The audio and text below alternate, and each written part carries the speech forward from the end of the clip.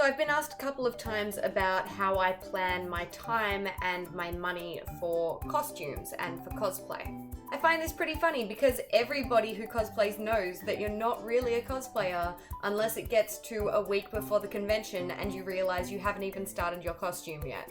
We've all been there. It's months before a convention. You think, I have plenty of time. There's no need to worry. We sit down, we watch 7 seasons of our favorite show on Netflix, and then we re-watch our favorite episodes just because we can. We go out and we buy the perfect fabric, we find the perfect patterns, we find all of the trims, and then we think, you know what, I still have plenty of time. I've basically finished the costume, right? I've got all the stuff I need. No worries. Maybe we do the really easy bits or the bits we're the most excited about, and then we stop because there's still plenty of time. It's like a whole month before the convention. And then we realize the convention is 3 days away. Looks like I'm pulling 3 all-nighters, and every photo of me in this costume at the convention is going to be with my mouth open,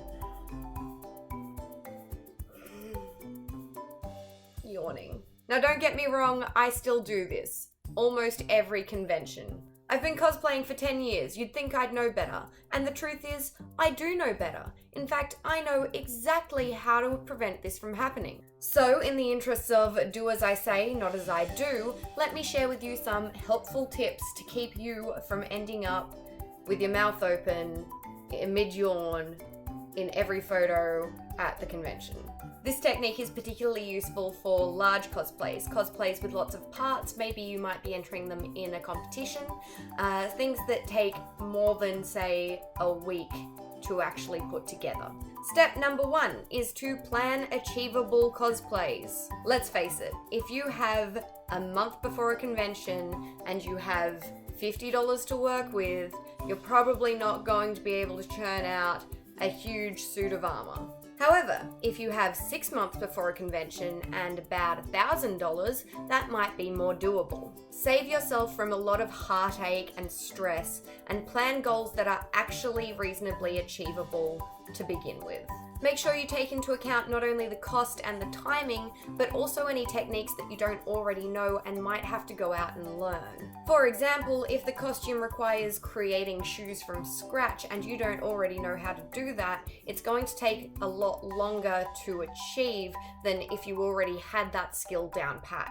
Step number 2, know your firm deadline. Now, I recommend not using the actual convention as your firm deadline. Make your firm deadline at least 2 days before the convention. There's a couple of reasons for this. Reason number 1 is that you give yourself time to clean up after you finish the costume itself. I've always said a costume is not actually completed until the room that you've created it in is clean again. Reason number 2 is that even though I say this is a firm deadline, there's always going to be little things that you see after you finish the costume that you really desperately want to change. That 2-day period gives you the opportunity to do that. Step number 3, break up your time into parts, beginning with the foundation garments. Whenever I start a costume, I like to look at the reference art and work in layers. So some costumes, like Zelda, for example, from Twilight Princess, are pretty simple, but they do have a couple of layers going on to them. There's probably a petticoat underneath, there's definitely shoes going on, there's the dress itself, and then the vest, and then the gloves, and then the wig, and then the crown, and then the little tabard thing.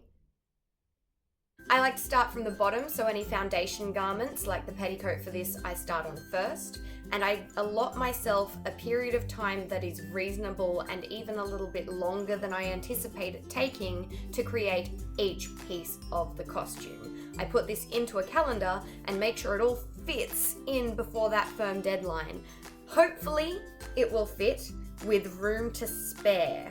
Now, one of the mistakes that I often make is that I jump around too much after making these deadlines for each part of the costume.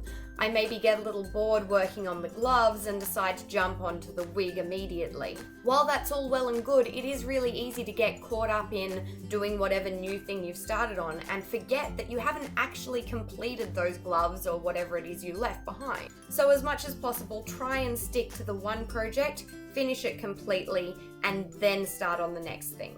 Number 4, Keep a written checklist and mark off parts as you complete them. There's a couple of reasons for this. First of all, it shows you exactly what you have to do, and second of all, it shows you how much work you still have left to go. It's so easy, particularly when you're doing a larger costume, to forget about the little things and focus on just the base clothes. So you'll end up finishing maybe your base dress and go, I'm almost done, I can take a break now, and forget entirely about all of the accessories that go with it. That is until the night before the con, when you put it on and go, oh crap, it's not even close to finished. All-nighter, yawning photos at the convention. Keeping a written checklist is a really good visual aid in helping stop this from happening. It also sneakily doubles as a packing list in case you're taking your costume on a trip with you or the convention is interstate. You can just refer back to this checklist as to things that you need to make sure you have packed for the costume. Number 5. Use the buffer time between your firm deadline and the convention itself to try on the whole costume and really analyze what needs to be changed or added.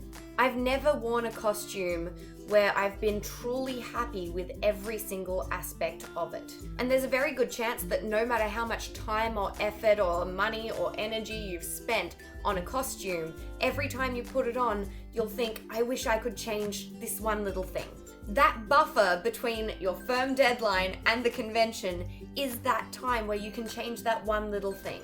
So make sure you put on the whole costume, have a walk around, make sure it's comfortable enough to wear it to the convention or the photo shoot or the competition or whatever it is that you made the costume for.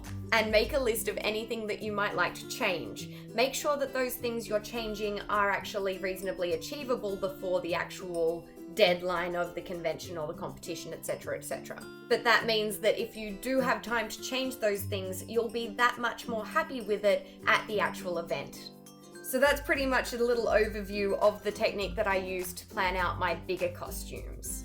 Obviously, you'll also have to take into account your income stream, whether you already have the savings to dedicate to the whole costume, or if you have to wait until a little bit more money comes in to you before you can start on certain parts. But all in all, I feel like this is a pretty good foundation to get you started. If you have any tips for planning cosplays and time management when it comes to creating costumes, definitely leave them in the comments down below. I would love to hear what you have to say. And I'm trying to make my videos a little more regular, so keep an eye out on my channel. There should be one up within the next fortnight. See you then. It's 43 degrees Celsius today, and I lit a candle just for this video.